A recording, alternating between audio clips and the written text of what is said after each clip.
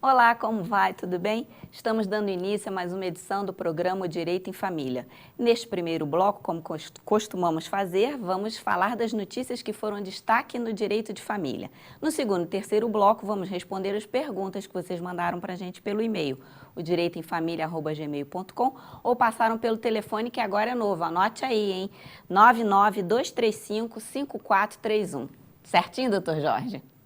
Sim. Tudo bom? Tá certo, tudo ótimo. Visual novo? Eu estou fazendo um curso de Papai Noel. Ah, tá começando cedo.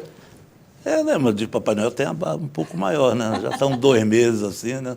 Vamos ver até onde dá, né? Se o senhor resistir bem no verão, acho que fica tranquilo, né? Tem 42 anos que eu não uso barba. Faço barba todo dia. Aí resolvi deixar, Tá indo. Bem, né? Tá indo, né? Então tá bom. Vamos começar então os trabalhos, Vamos lá. né? A primeira notícia que a gente passa para vocês hoje vem do Tribunal de Justiça do Rio Grande do Sul, que fala sobre revogação de doação a descendente, ingratidão, ofensa à integridade física e psíquica do doador, da doadora. Isso. Isso é uma coisa interessante, porque a gente já comentou algumas vezes aqui na questão de herdeiros, né, que você quer não dar direito à herança a uma pessoa. Não é simples assim, eu não quero que aquele filho meu tenha direito à minha herança. Não é. Você só pode ter isso, fazer isso, se algo ocorreu. Que foi o caso. Ingratidão. No caso aí, foi uma doação. Mas olha que disparate. Uma tia, ela tinha uma casa na frente, casa boa, e outra casa boa nos fundos. Deu ao sobrinho. Né? Em vida, doou para ele. Não tinha filhos, etc, doou para ele. E ele, casado, com 2 filhinhos, começou a ter um tratamento com ela completamente, no meu ponto de vista, completamente louco, né? Primeiro, levantou um muro que ela não tinha mais acesso ao restante do terreno, que eram 2 casas, mas que não tinha essa divisão. Desferia contra ela impropérios, xingava, agredia verbalmente, até que botou, inclusive, o cachorro dele atrás da tia, porque ela estava tentando discutir com ele, resolver essas questões que ele fez. Então, ali, ela entra com uma ação pedindo a revogação da doação por ingratidão. E conseguiu provar, através de vizinhos, desse negócio todo, qual era o comportamento dele. Foi desfeito. Que coisa linda. Não, sim, feio o que ele fez e lindo o que a justiça fez. E essa questão veio provar tudo aquilo que a gente vem falando, né, que o direito, seja ele qual for, não é uma coisa imutável. Né? Isso vai depender da situação concreta. Houve ali questões físicas, que foi em relação ao cachorro, não foi ele propriamente dito, mas foi ele botou o cachorro, né, que foi citado a fazer isso. Todas as vezes que ela tentava discutir a situação, porque ela não tinha mais direito a usar o terreno que era comum aos 2, ela doou, né, a casa para ele. Ele construiu o muro, todas as vezes ele a xingava, ameaçava, fazia isso, fazia aquilo, e os vizinhos vinham aquilo. E ela tomou, talvez por iniciativa de algum advogado, de pessoas que entendem mais ou menos disso, que podia, né, ela deve ter ficado profundamente indignada, né, quantas noites ela estava, que arrependimento, né, de ter doado esse imóvel para esse meu sobrinho.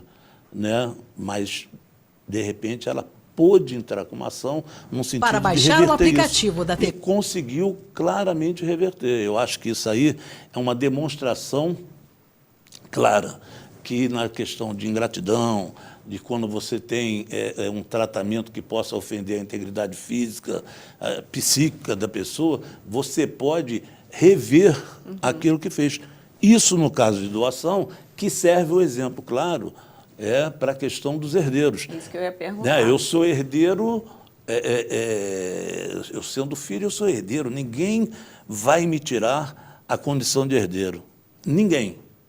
A não ser aquele que me passa herança por questão de ingratidão, por questão de ofensa física, por questão de ofensa psíquica, ou seja, são questões, atentar contra a vida, né, da pessoa através de algum tipo de vamos dizer assim, de procedimento, sei lá, o cachorro aí, se o cachorro pega a senhora, talvez podia causar um dano maior. Né? Então, isso, na verdade, ele também atentou contra a vida dela. E isso pode acontecer aos herdeiros também. Então, é bom que as pessoas saibam que ninguém está seguro de seu direito. O seu comportamento tem muito a ver com o que você vai obter. Todas essas questões podem ser revistas, vamos dizer assim, pela justiça. Basta provar. Né? Muito bem. Doutor Jorge, a próxima notícia também vem do Tribunal de Justiça do Rio Grande do Sul, que fala sobre a ação de alimentos, verba alimentar provisória. Filha maior de idade, redução. O pai sempre contribuiu, quer dizer, sempre cumpriu sua obrigação de pensionar os alimentos para a filha até ela completar a maioridade. E ela, como a gente sabe, essa maioridade, se você estiver cursando uma universidade, tiver um curso técnico que possa aprimorar sua condição de trabalho futuramente, essa maioridade ela se estende até 24 anos. Não a maioridade daquela obrigacional, mas sim na questão da solidariedade. Dos 18 anos em diante, muda essa relação, até porque a pessoa pode trabalhar e pode ter um complemento, vamos dizer assim. A filha, que nunca teve problema com isso, nunca foi na justiça, ele, aos 18 anos, falou para ela, olha, encerrou minha contribuição. Ela deve ter falado, papai, mas eu vou fazer universidade, eu preciso de verbas, eu preciso de alguém que me ajude. Ele não concordou, ela entrou na justiça. Entrou na justiça, quando você entra na justiça, o juiz verificou que ela tinha as condições de direito, ou seja, ela está cursando uma universidade, ela tem menos de 24 anos, ele ainda tem que contribuir até 24 anos. Só que excedeu e deu alimentos provisórios, porque imediatamente o juiz dá esses alimentos provisórios, muito superior à necessidade dela, não aquilo que ele poderia dar, mas a necessidade, ou seja, ela não necessitava daquilo tudo, porque ela tinha condições de trabalho e estudo, apenas uma verba que poderia complementar, ela, através de um recurso, ele, né, através de um recurso, antes de ser marcado qualquer tipo de audiência em primeira instância, conseguiu, através de um recurso, junto aos desembargadores, fazer com que aquele foi mantido, né, a obrigação dele pagar os alimentos até ela se formar na universidade, só que reduziu o valor, como se tivesse dado um exemplo, R$1.000, ela precisasse só de 500, né, porque é a questão da solidariedade. A doutrina sempre fala o seguinte, a pessoa tem que, a partir dos 18 anos, procurar o seu próprio sustento. Se ela está estudando ainda, ela pode fazer as duas coisas. Evidentemente que, às vezes, fazendo as duas coisas, você fica limitado a um salário. Você não pode ter... você está se preparando para melhorar, está se preparando para ter um salário melhor. Então, existe a necessidade de uma ajuda de alguém, e é o pai e a mãe. Né? Só que o juiz deu além daquilo que ela precisava. O pai conseguiu, quer dizer, foi mantido a questão de obrigação, mas conseguiu reduzir antes que se fizesse qualquer tipo de audiência. Muito bem. Doutor Jorge, Tribunal de Justiça da Paraíba fala sobre a seguinte ação. exoneração de pensão alimentícia, ex-cônjuge capaz e apta ao trabalho. Essa também é uma questão interessante que a gente vive debatendo aqui. Quando você vai fazer o divórcio, né, você geralmente entra com uma ação de alimentos, se for um divórcio litigioso, você vai entrar com ação de alimentos pedindo alimentos para os filhos e, muitas das vezes, né, a mulher, que muitas das vezes ela vive apenas cuidando das questões familiares em casa, ela pede os alimentos para ela também. Quando o juiz determina os alimentos, que não é tão simples determinar os alimentos nem para a mulher ou da mulher para o homem, para os filhos é tranquilo, quando ele determina, mesmo que não coloque um prazo ali, mas esse prazo ele está subentendido, né?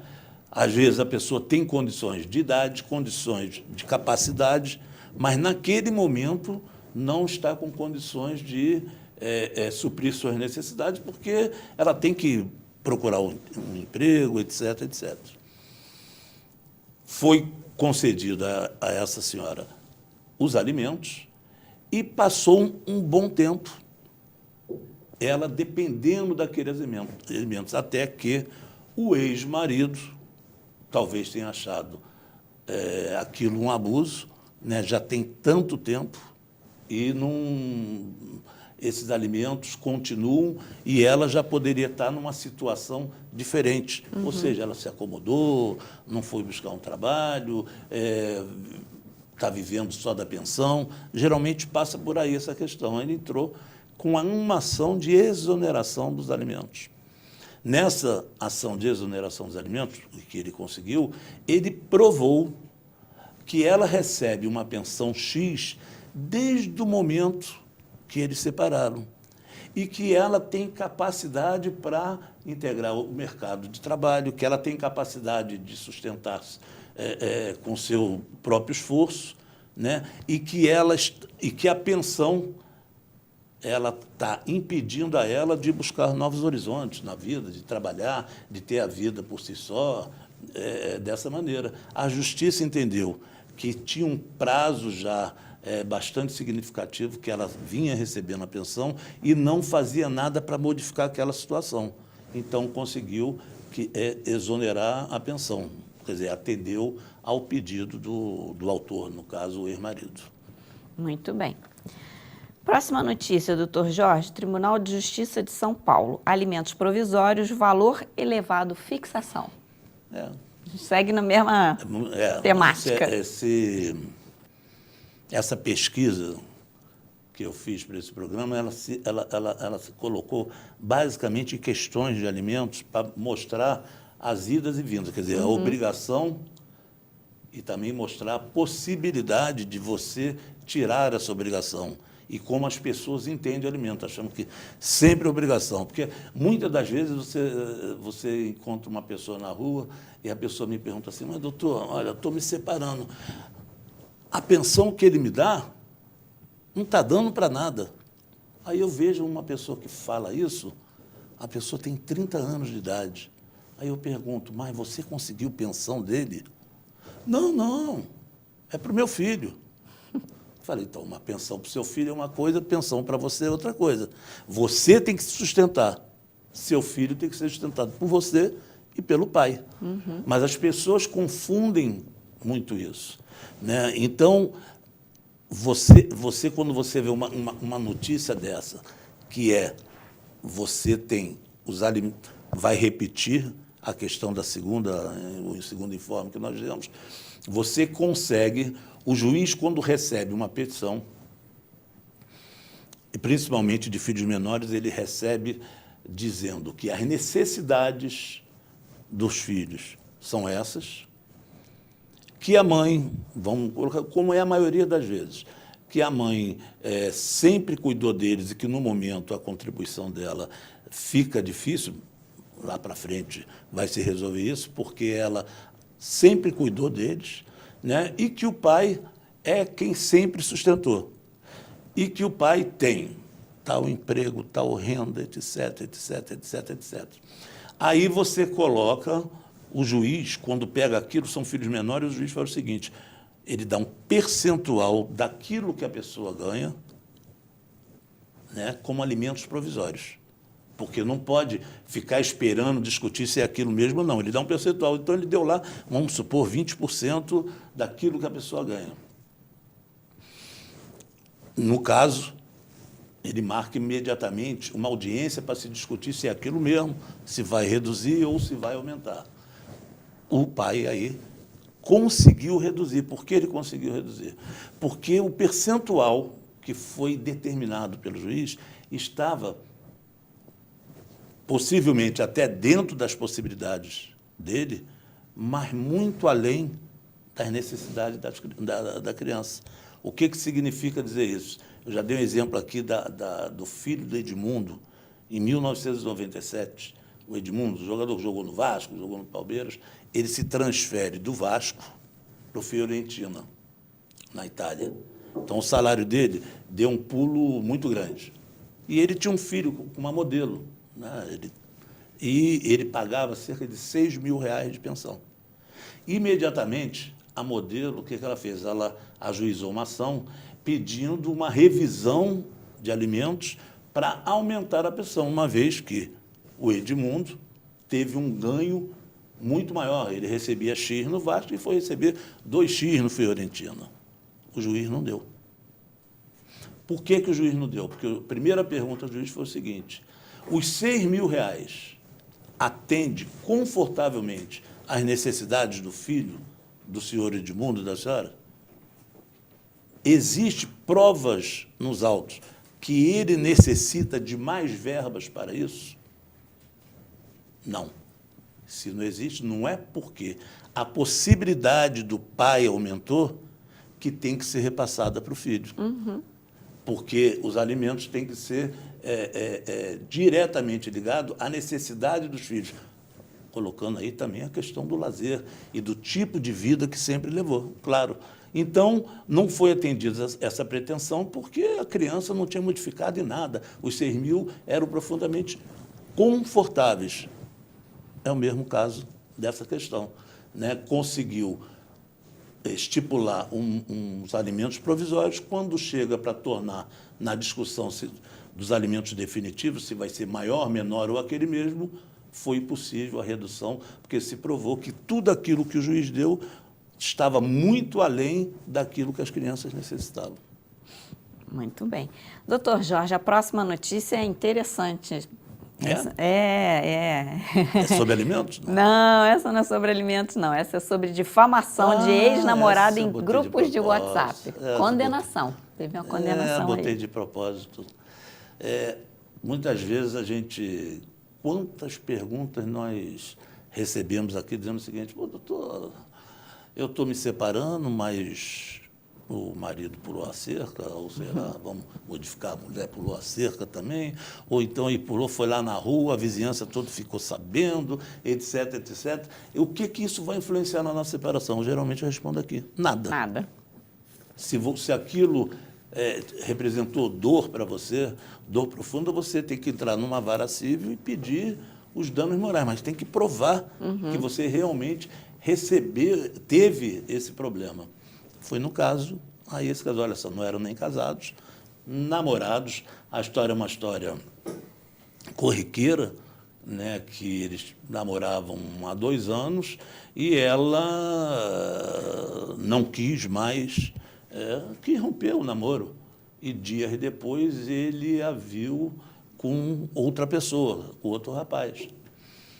E aquilo, né, ele enfurecido dentro daquele machismo peculiar do brasileiro, né, ele começou a colocar em Facebook, esse negócio todo, questões contra ela, dizendo que ela, depois de tanto tempo que ele teve confiança, ela se separou dele, mas que teve um motivo, né, que ela era, não preciso dizer quais os nomes, que todo mundo aí já deve ter adivinhado quais foram os nomes e quais foram os adjetivos que ele colocou sobre ela na internet, etc, etc.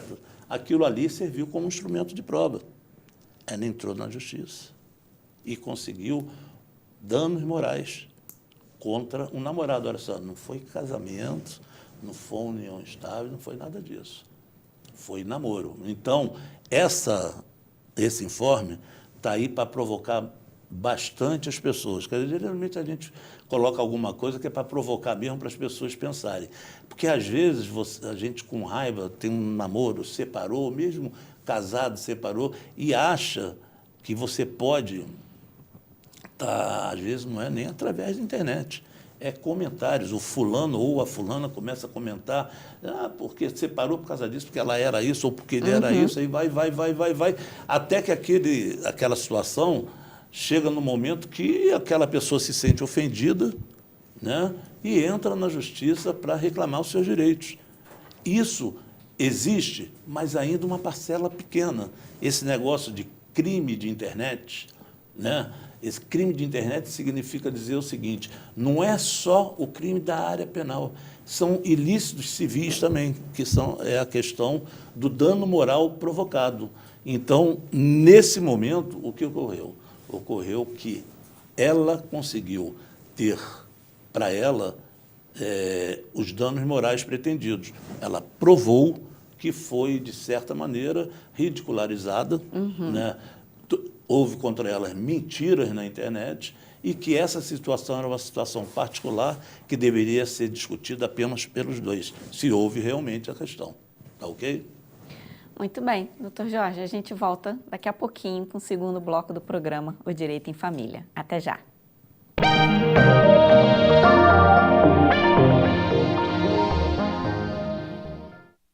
Para baixar o aplicativo da TV Zoom, entre na Google Play se o seu dispositivo for Android ou na App Store se você estiver usando o iOS. No campo de busca, digite TV Zoom e ache o nosso ícone. Clique no botão para baixar e aguarde a instalação. Pronto! O seu aplicativo TV Zoom já está pronto para você usar. Abra o aplicativo e veja o ícone ao vivo. Clicando nele, você assiste a nossa programação em tempo real, em qualquer lugar, 24 horas por dia. No ícone Vídeos, você assiste matérias do Zoom TV Jornal e programas exibidos durante a semana. Em Notícias, você confere informações sobre o mundo, Brasil e Nova Friburgo.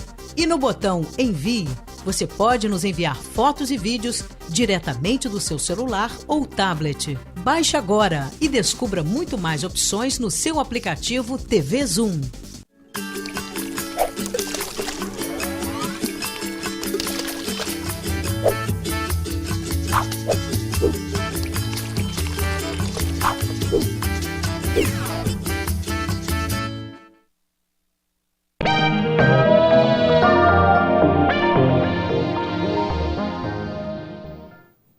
Voltamos com o segundo bloco do programa O Direito em Família.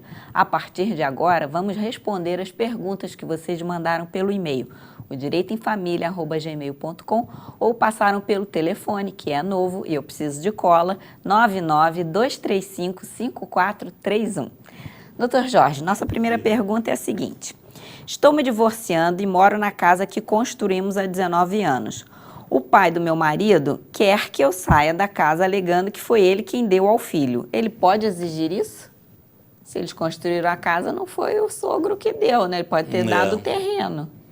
Ele pode até exigir isso, pagando a ela a parte dela, né?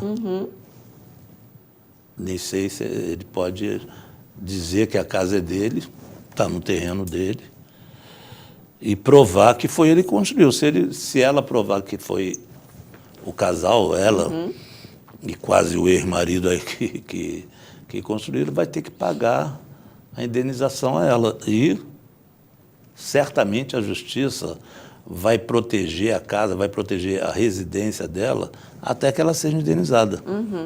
A não ser que ela concorde. O acordo faz o seguinte, tudo bem, eu mudo, ele vai me pagar o valor em 10 vezes, 20 vezes, aí é uma questão dela. Mas em questão de decisão judicial, vai preservar ela lá na casa até que ela receba. Mas você já viu quantas perguntas tem nesse sentido? Geralmente a pessoa dá, casou, né? Casou é uma maravilha, né? Pô, é muito bonito. Aí casa, não, constrói lá em casa, você faz como você quiser, a casa é sua. Aí eles constroem, fazem isso. Aí depois o filho e a filha, sei lá de quem foi o pai que deu, se foi do filho ou da filha, brigou, a família, na maioria das vezes, toma parte dos seus, né? Aí fala, não, agora você pode ir embora, quer dizer, virou tudo. Eu até aconselho as pessoas, mesmo com toda essa euforia do casamento, né, parece até um presente, né, todo ano, porque está tudo tranquilo. Quando isso ocorrer, olha, eu tenho um terreno lá em casa, vocês podem construir e morar lá à vontade, eternamente, é para vocês. Você que não tem nada com isso, quando eu digo você que não tem nada com isso, é a outra parte, não é o filho ou a filha. Fala o seguinte, tudo bem, meu sogro, minha sogra, perfeitamente. Vamos fazer um documento aqui, um documento para a gente só assinar e reconhecer firma, um documento para a gente guardar, cada um resguardando que o terreno é de vocês, e ali a gente agradecendo a possibilidade de fazer que nós estamos começando a obra e que essa casa é nossa. Isso ajudaria em muito essas questões, porque um processo desse é um processo que vai ter que comprovar que foram eles mesmo, que ela participou dessa obra. Nesse momento, o rapaz, o ex-marido, ele pode tranquilamente dizer se ali é o pai. Falou, não, papai deu, ainda deu depois, bancou a obra. Ele pode dizer isso. Se não tiver nenhuma prova, sei lá, nota fiscal de compra em nome dela ou dele, né, mostrando que foi o marido que comprou. Se o pedreiro lá der um testemunho contrário, não, era seu Zezinho lá, o pai que me pagava, perdeu. Você tem que ter uma prova robusta sobre isso. Então, é legal que você tenha essas precauções. A primeira é tentar fazer esse documento, mas eu sei que em dia de festa, quando eu falo dia de festa, até durar essa festa, é difícil. Pô, você vai estar exigindo isso de mim? Estou te dando de coração. Né? Depois o coração endurece. É terrível. Mas se puder, então, você ter em mente o seguinte, tudo o que você faz, tanto a mulher quanto o homem, vale para o resto da vida. Então, se você vai junto com o seu marido fazer uma obra, faça comprando as coisas no seu nome. Contrate você. Pague você, através de recibo, o pedreiro que está fazendo. Não dê dinheiro a terceiro para falar, paga lá essa semana o pedreiro lá, porque eu não estou podendo ir. Aí não apanha recibo, depois não. Sempre com recibo, um recibo de próprio punho, dizendo o seguinte, paguei a dona Maria José a razão de tanto. Pum, vai guardando. Comprou a telha, nota fiscal no seu nome ou no nome do seu marido, porque isso aí é o que vai provar. E sempre falar na vizinhança, caso precise de provas testemunhais, que é você, ficar demonstrado que são vocês que estão fazendo essa obra. Porque aí, evidentemente, nessa separação que a senhora está me perguntando, vai ficar mais fácil de provar que a benfeitoria a senhora tem direito e, consequentemente, o seu sogro não vai poder exigir a sua saída da casa a qualquer preço. Vai ter que pagar o preço justo. A partir do momento que paga a indenização, evidentemente que a senhora vai ter que morar em outro lugar. A não ser que exista uma questão de bem de família, que exista filhos e que existe dificuldades para que vá para outro lugar. Os filhos estão sendo criados, são novos, e o dinheiro que vai obter ali não vai ter condições de comprar em outro lugar, não vai dar para viver como um aluguel. Então, a justiça pesa nisso também. Pode, às vezes, não sair. Pode ficar aquilo estabelecido que até os filhos completarem maioridade, tudo, essas coisas todas. Mas essa opinião que eu estou dando aqui é no sentido de se resguardar através de provas, que é o que vale no direito, prova. Doutor Jorge, estou sendo executado para pagar a pensão de minhas filhas, que está atrasada há 7 meses. Recebi uma intimação para pagar em 3 dias ou justificar. Doutor, realmente estou atrasado com a pensão, pois além de não estar bem financeiramente, a mãe das minhas filhas casou novamente. Elas estão morando numa boa casa no Cônego e parece que nada está faltando. A mãe delas sempre teve por iniciativa dificultar minha vida. Essa cobrança é descabida, uma vez que as meninas não estão correndo qualquer risco, pois estão tendo todo o conforto possível, diferente de quando nos separamos e elas realmente precisavam da minha ajuda.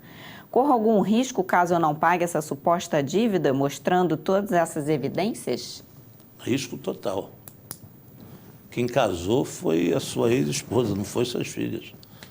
A obrigação com suas filhas é sua e da sua ex-esposa, não é do atual marido ou companheiro dela. Se ela mora numa casa boa, isso aí é uma relação do novo marido com ela. O senhor não tem nada a ver com isso. A sua obrigação não cessa. Quem tem a obrigação de sustentar suas filhas é você e sua esposa. Ele tem uma obrigação, de ser um bom padrasto. Essa é a obrigação dele. E se quiser ajudar, é um problema dele.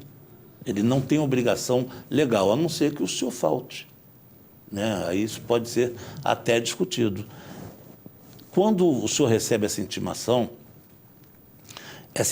nada mais é do que o seguinte: se justifique bem, comprove que não pode pagar isso, porque senão o senhor vai preso. E vai mesmo, né? Vai mesmo. Qual seria a justificativa? Essa que o senhor colocou, o juiz olha e manda expedir um mandado de prisão. E não tem conversa nisso. Isso não é uma justificativa, que elas estão bem. E que agora estão bem por quê? Mas quem paga o colégio são vocês, quem paga as passagens são vocês, quem paga a parte da comida dela são vocês, e quando eu falo vocês, o senhor e a mãe dela. Então, não tem possibilidade de fugir dessa obrigação, até porque eles são crianças. O senhor tem obrigação, não é um ato seguinte: eu dou se ela precisar. Uhum. Ela não precisando, eu não preciso dar. Não, não é isso. Tem que entender direito isso. E tem que entender que quem tem uma nova vida, na verdade, é a mãe, sua ex-esposa. Ela tem uma nova vida, uma vida melhor, casou melhor, trabalhou, ou a pessoa com quem ela casou tem mais possibilidades. Ótimo. Se ele quiser fazer o que quiser com as suas filhas, no sentido, eu vou dar uma passagem para elas viajarem, vou pagar as férias, ele pode fazer. Ele não tem nenhuma obrigação, porque elas têm pai. E o pai sempre teve essa obrigação e está com 7 meses de pensão atrasada. Em nenhum momento o senhor falou o seguinte: eu quebrei, estou desesperado, a crise me pegou e eu estou realmente devendo. Será que eu tenho condições de dividir isso aí, de fazer um acordo? Eu ia dizer para o senhor, possivelmente, se o senhor conversar com o advogado dela, vai ter essa possibilidade, porque ninguém quer botar ninguém. Um processo para redução de pensão. Não, isso paralelo, né? Uhum. Mas vai ter que saldar essa dívida de alguma forma. Vai dividir isso e pagar, faz um acordo de já diminuir a pensão, porque o senhor não está com condições de fazer. Isso são coisas que se fazem. Coisas que se fazem. Agora, dizer que ela tem uma vida melhor porque a mãe casou, isso aí não tem menor possibilidade. Então, eu acho que o senhor tem que contratar seu advogado ou ir à Defensoria Pública para responder a esse mandado em 3 dias, ter uma boa justificativa que não seja essa, ou já na justificativa propor uma audiência especial para que se possa conversar a possibilidade de o senhor sanar essa dívida, inclusive dizendo a sua nova realidade financeira, para que se possa discutir e ter uma redução e ir pagando parte da pensão e parte da dívida. Tudo isso é possível. Mas o que parece na sua pergunta é que a intenção é outra. É uma questão de ver o seguinte: eu estava pagando, como minhas filhas, a guarda está com ela, ou a guarda física, ela se casou ou está com uma outra pessoa que tem condição melhor, eu já posso dar uma relaxada. Não é isso. Ele não deixou de ser pai, né? Claro, seria se o senhor pagasse pensão à mulher. Uhum. Se o senhor pagasse pensão à mulher, essa situação podia ser levada em conta. Claro, a parte do senhor paga a pensão para que ela entre no mercado de trabalho. Essas pensões que a gente fala, que o marido paga ou a mulher paga para o marido, e de repente a pessoa casa, essa pensão é exonerável imediatamente, porque é uma nova condição da pessoa. Ela construiu uma nova família, um novo marido, uma nova relação, que o senhor já não tem mais a obrigação de aguardar até ela entrar no mercado de trabalho. Aí sim, com as filhas ou os filhos, né? Não tem, não.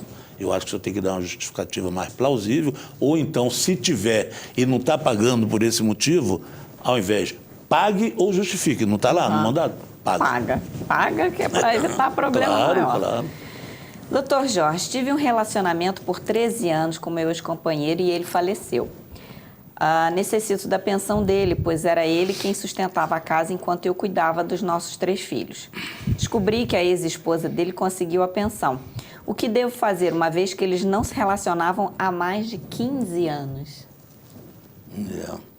Isso acontece, né? É uma coisa chata, né? Você separa da pessoa, nunca mais vê a pessoa, mas separa de fato, não separa judicialmente, não teve divórcio. Aí morreu, eu falei, vou atrás porque eu vou ter direito à pensão. Eu acho isso meio chato, esquisito. Eu não faço esse tipo de... Não trabalho para um tipo de ação dessa, não.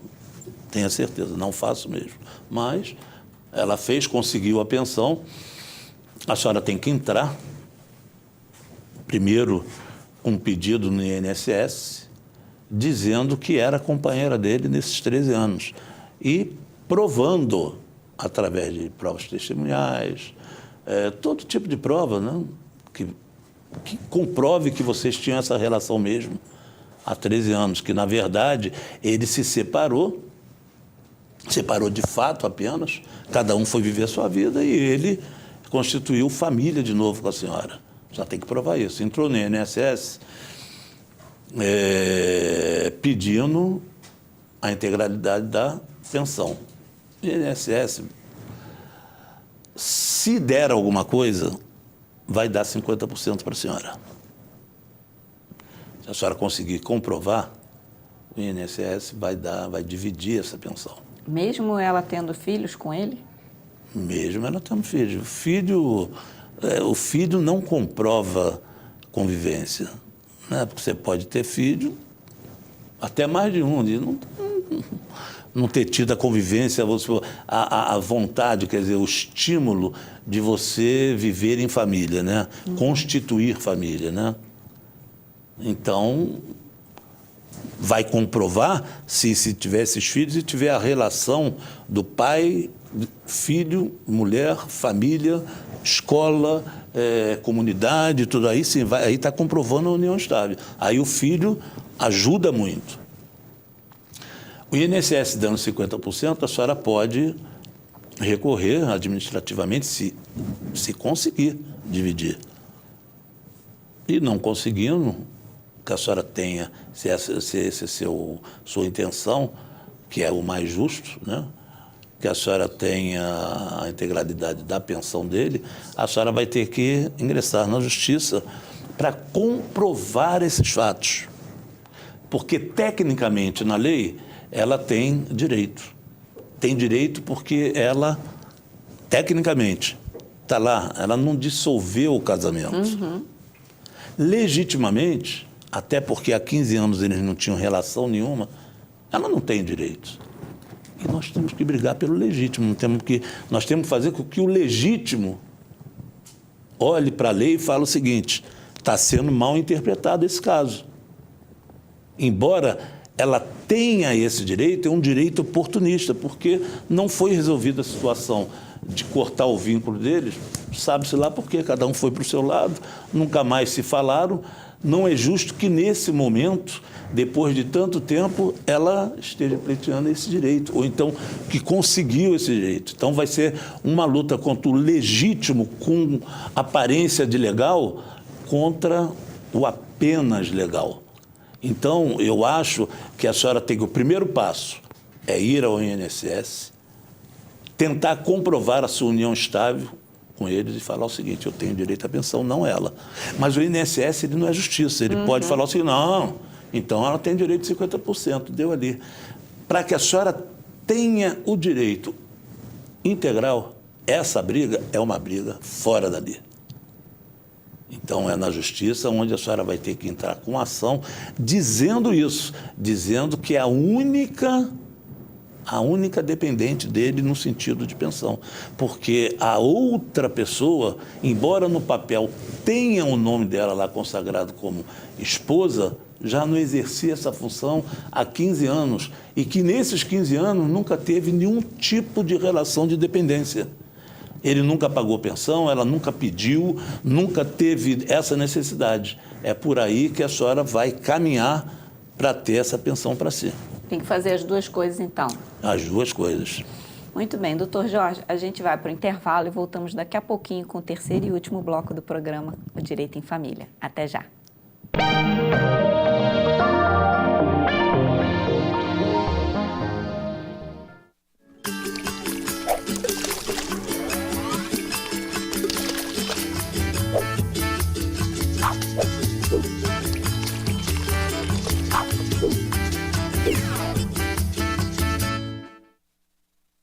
Para baixar o aplicativo da TV Zoom, entre na Google Play se o seu dispositivo for Android ou na App Store se você estiver usando o iOS. No campo de busca, digite TV Zoom e ache o nosso ícone. Clique no botão para baixar e aguarde a instalação. Pronto! O seu aplicativo TV Zoom já está pronto para você usar.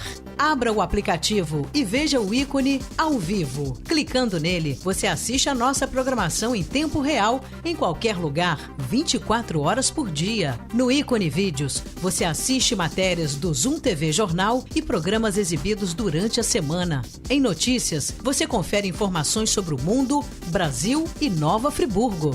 E no botão Envie, você pode nos enviar fotos e vídeos diretamente do seu celular ou tablet. Baixe agora e descubra muito mais opções no seu aplicativo TV Zoom.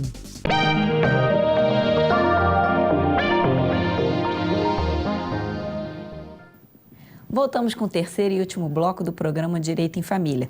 Vamos continuar respondendo as perguntas que vocês mandaram para a gente pelo e-mail direitoemfamilia@gmail.com ou passaram pelo telefone 99235-5431. Doutor Jorge, na guarda compartilhada decidida no meu divórcio, meu marido ficou com as terças e quintas com nossa filha e de sexta a segunda de 15 em 15 dias. Doutor, achei um desplante essa divisão, pois, pelo que eu saiba, o pai tem direito a visitar a filha de 15 em 15 dias. Tem como mudar? Ela está um pouco atrasada. Tentar sempre tem, né? Agora tem que ter os motivos.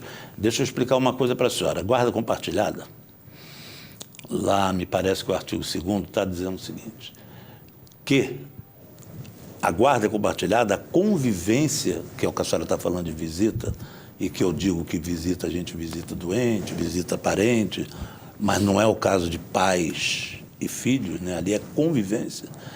Essa convivência tem que se aproximar ao máximo de 50% para cada um. Isso é a guarda compartilhada. Quando se determina, porque é a guarda compartilhada, a guarda legal, tenta-se buscar todas as obrigações que eram efetuadas antes do divórcio, para que, ou se não eram, para que tenha a responsabilidade do pai e da mãe. Isso tem um pouco a ver para ajudar a questão da mulher, se você for imaginar, que a mulher ela que geralmente tinha o trabalho maior, e também beneficiar o homem que muitas vezes era impedido de conviver. Em suma, vai estar beneficiando a criança que não tem que sentir a separação. Tem que sentir apenas que não dorme mais com o pai junto com a mãe e com a mãe junto com o pai. Não está em casa com eles, mas que a família continuou. Essa é a intenção da guarda compartilhada e que está dando muito certo. Tenho certeza disso. Essa convivência, para a senhora reduzir, a senhora vai ter que dizer o porquê que seus filhos ou filhas, não sei, não podem ficar terça e quinta com ele. Se ele fica terça e quinta com ele, fica segunda, quarta e sexta com a senhora. Os finais de semana são alternados. A senhora fica um final de semana, ele fica outro final de semana. Na verdade, ele vai ter terça e quinta, 2 vezes 4, 8, 8 e mais 2 finais de semana, né? Está dando quase 50% para ele e 50% para a senhora, que eu diria que é o mundo ideal. Para que a gente discuta hoje que isso não pode ser estabelecido, tem que ter um motivo, mas tão forte, tão forte, tão forte, que não teria sentido a guarda compartilhada. Tem que ser aquele motivo. Não pode ser o motivo dizendo o seguinte, está ficando igual a minha. Está muito tempo com o pai, isso não é motivo. Tem que dizer o seguinte, essa situação está prejudicando as crianças. Afinal de contas, elas estudam aqui pertinho, quando vai terça e quinta tem que se deslocar para um lugar muito longe. Ele não vai fazer os deveres, mas isso aí tem que comprovar, né? Se não vai fazer os deveres. Mas tem que ser alguma coisa que prejudique as crianças, não a senhora e não a ele. Né? Então, eu acho difícil, se estiver funcionando um negócio bem azeitadinho, tudo tranquilo, modificar essa situação. E também, vamos tirar da justiça, vamos pensar nos nossos filhos. Gente, é muito bom para os filhos continuarem a ter o pai e a mãe. É muito ruim para os filhos saber que tem mais a mãe do que o pai ou mais o pai do que a mãe. Pô, eu não sei, talvez esse final de semana eu vou para a casa de papai, mas papai é fogo. Está marcado, aí ele de repente liga, não vou poder esse final de semana, inventa um trabalho, que ele vai fazer outra coisa, vai uma pelada com os amigos e não vai buscar os filhos. Não é essa a reclamação? Agora que isso está dando certo, nós vamos reclamar porque está demais. Não está demais, está o correto. Quando vocês eram casados, não tinha essa reclamação. Papai era legal, mamãe era legal. A esposa achava o marido legal e um bom pai, cuidava bem dos filhos. A partir do momento que separa, ele deixa de ser bom pai e não cuida bem dos filhos. Não pode ser assim. Tem que ter a proximidade dos 50%. Esse 50% tem relação com os filhos. Só não vai ser possível os 50% se isso implicar na rotina das crianças, se isso dificultar a vida das crianças. Então, um vai ter 65, outro vai ter 35, se você for olhar pelo lado do percentual. Se não for possível fazer terça e quinta-feira, vai fazer só terça, porque está sendo demais quinta, porque está prejudicando, porque tem uma aula na cultura inglesa que está atrapalhando, ele está chegando atrasado, vídeo, questão do trabalho, e as crianças ficam uma hora esperando ele, ou então tem que se deslocar. Tudo isso é discutível, mas se for a normalidade, não pode reclamar porque está terça e quinta, simplesmente sem motivar essa situação. Motivar essa situação é algo que crie problemas e prejuízos para as crianças, não para nós. Os pais podem ficar, poxa, eu queria tanto ela aqui do meu lado. Não, mas é dia de ficar com o pai. A criança quer isso. A não ser que você diga para ela ficar fazendo alienação para ela não querer. Mas, normalmente, não tem problema nenhum.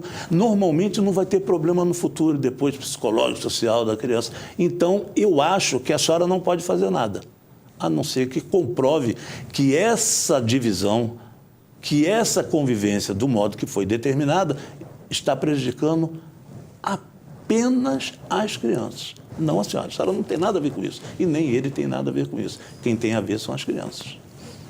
Muito bem, doutor Jorge. Nossa próxima questão diz o seguinte: o que devo fazer para legalizar a minha situação com meu companheiro, pois vivemos juntos há 22 anos? Essa é fácil. É simples. Todo mundo pensa que a gente só pode legalizar o casamento. Como é que você legaliza o casamento? Ele já é legal, já tem lá a certidão. Nessa casa, no civil, não religioso, não. No civil você não tem a certidão de casamento. Qualquer coisa da vida que você vá fazer, que você diz que é casada, você comprova através da certidão de casamento. Quando você tem união estável, tudo que você tem que fazer... Qual é o regime de bens da senhora? A pessoa fala, eu sou solteira. Não é solteira. Sou solteiro. Não é solteiro. Na verdade, é convivente em união estável. Mas para você fazer isso numa compra de um carro, você vai ter que comprovar isso. Então, já faz isso. A pergunta é muito boa, é simples, mas as pessoas às vezes têm receio de fazer isso. Uma coisa simples, você vai contratar um advogado ou vai à defensoria. Em cartório, você vai fazer, através de um instrumento público legal, como uma certidão de casamento, uma declaração de união estável. No caso da senhora, 20 e poucos anos, não é isso? 22. Só conversa com o seu companheiro e vão falar o seguinte: nós vamos fazer essa declaração de união estável retroativa. Duas testemunhas, instrumento público, é uma certidão, vale para tudo. Você vai apresentar em qualquer lugar, o banco para o empréstimo, ele vai precisar. Está lá a senhora como companheira dele, como esposa fosse. Então a senhora pode fazer essa declaração e dizer que, ainda mais, todos os bens adquiridos neste período vai estar subentendido que é da senhora e dele.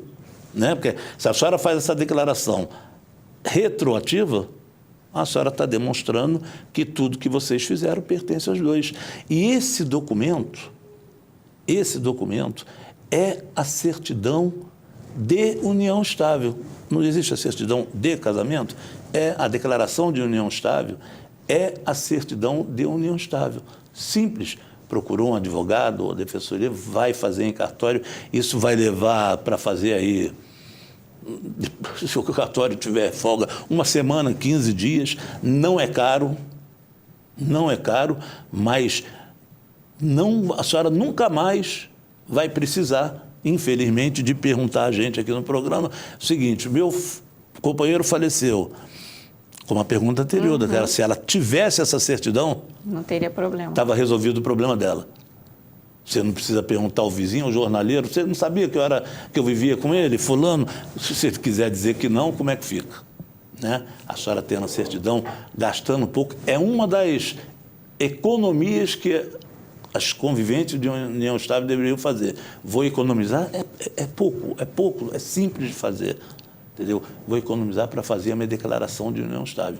É isso que a senhora tem que fazer, retroativo aos 22 anos que vocês estão juntos. Na prática, é a mesma coisa que uma certidão de casamento, doutor Jorge?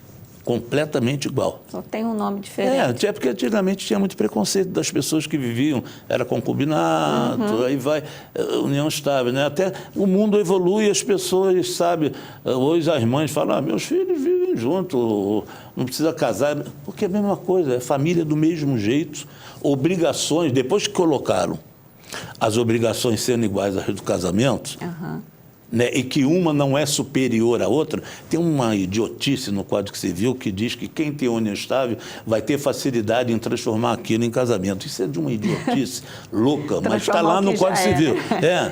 Mas pouca gente faz isso porque isso é uma bobagem. É desnecessário, né? Não é uma bobagem. É você dizer que uma instituição familiar tem mais direito ou é maior do que a outra.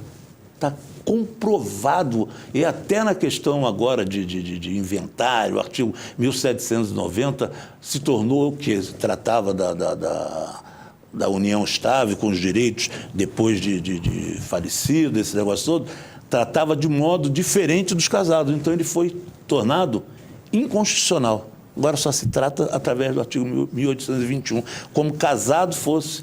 Então essa baboseira de facilitar, transformar, será que facilita também o cara estar casado? Não, eu não quero mais ser casado, quero ficar em união estável. É uma bobagem, né? É a sua certidão. A senhora querendo fazer, faz isso retroativo aos 22 anos que a senhora está com ele, que os seus direitos estão preservados. Tudo que obteve pertence aos dois. Doutor Jorge, tenho 2 filhas e quero me separar. Quero sair de casa e ir morar com meus pais em Sumidouro. Mas meu marido disse que não deixa as meninas irem. Ele pode fazer isso? Pode. Que é aquilo que o senhor estava falando na outra questão, né? No melhor interesse da criança. Pois é uma besteira isso, né? Porque se a senhora fizer isso, vamos supor que a senhora saia, ele vai trabalhar, só vai vir, a senhora sai, é como acontece, né? A pessoa sai, vai embora, depois vai enfrentar um processo por algum tempo. E hoje, cada vez mais, a pessoa que faz seja a mulher. A maioria que faz é mulher, mas tudo bem, a mãe. Mas se o homem também fizer, hoje já está tendo a justiça que é muito... O direito de família ele é muito evoluído para a justiça que nós temos. Muito. Talvez seja o direito que se modifica mais rapidamente. Todo dia tem novidades. E a justiça vai lá atrás tentando acompanhar essas coisas, né? Então, é como se a guarda compartilhada, ela diz o seguinte, você tem uma guarda física, é uma guarda física que a criança mora no lugar e no município. Para você sair desse município, você tem que ter a concordância do outro. Levando as crianças, né? Tem que ter a concordância do outro. E se não tiver, vai ser através de uma ação de suprimento judicial. Ou seja, vai expor os motivos e a justiça vai ver, através do juiz, vai ver o seguinte, não, o fulano tem necessidade de ir, e é bom que as crianças vá com eles, porque vai ser melhor para as crianças. O que está no papel é isso.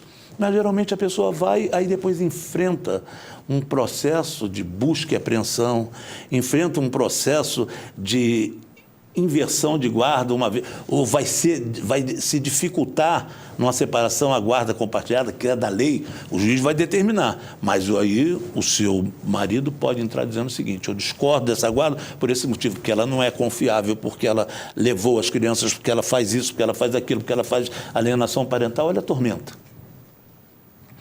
Então, a senhora querendo ir para Sumidouro, a hora que a senhora quiser, não abandonando seus filhos materialmente, a senhora pode fazer isso. Mas eu acho que, para que a senhora faça isso, ou entra no entendimento com ele, ou a senhora faça de forma diferente. Entra na justiça, resolve seu caso, já nos pedidos para a solução do seu caso, que é o divórcio, etc., convivência, etc., se coloca na situação da guarda física ser sua, a senhora morar em Sumidouro, né? E aí tem os compromissos de trazer, levar de tantos dias com ele, né? Para mostrar à justiça que as meninas vão ficar melhor com a senhora em Sumidouro. Deixa eu dar um exemplo claro. Eu tive um caso, e como guarda compartilhada era um embrião ainda, 2004, 2005, que a guarda ficou com o pai justamente porque a mãe trabalhava fora de Friburgo e as crianças já tinham uma idade de 7, 8 anos e tinham a vida própria em Nova Friburgo, coleguinhas, colégio, as suas atividades extracurriculares. Então a justiça entendeu assim, a mãe pode ir e vai ver como é que vai ser essa convivência, etc., vai se discutir isso. As crianças estão muito bem aqui, as crianças têm casa, são bem criadas, têm aquilo que elas querem. Por que as crianças têm que ir também? Você entendeu? Ficou com o pai. Então, é isso que a senhora tem que examinar nesse momento. Né? Às vezes, uma situação de conflito interno ou dentro de casa da senhora com seu atual marido precipita a senhora fazer um negócio desse, pegar as crianças e partir para Sumidouro. Ele, com certeza, se ele disse que não topa isso... Vai ter problema. Vai ter problema. Eu acho que a senhora tem que fazer de outra maneira. Tem que fazer via legal e que possa consagrar, demonstrando que as crianças, numa guarda física, compartilhada vai ser, mas na residência fixa da criança, Sumidouro hoje representa melhor para ela, para estudar, para isso, para aquilo. Tem que comprovar, não vai ser simples, mas tem que mostrar. Eu acho que é essas coisas que a senhora tem que pensar. Não pega as crianças e vai para lá, não, que eu acho que a cada dia essas questões são mais questionáveis pelo juiz. Não era nem para ser questionável, era para ser aplicado. Essas são as deficiências ainda da guarda compartilhada. Era para ser aplicada, mas não se faz assim. Mas vai ter discussão chata, ruim e certamente algum tipo de decisão que a senhora não esperava vai acontecer. Muito bem, doutor Jorge, nosso tempo chegou ao fim. A gente se despede de vocês agradecendo a audiência e marcando o encontro para o nosso próximo programa, o Direito em Família, nossa nova edição, em breve. Certo, doutor Jorge? Certo, um abraço para vocês. Um abraço, tchau, tchau.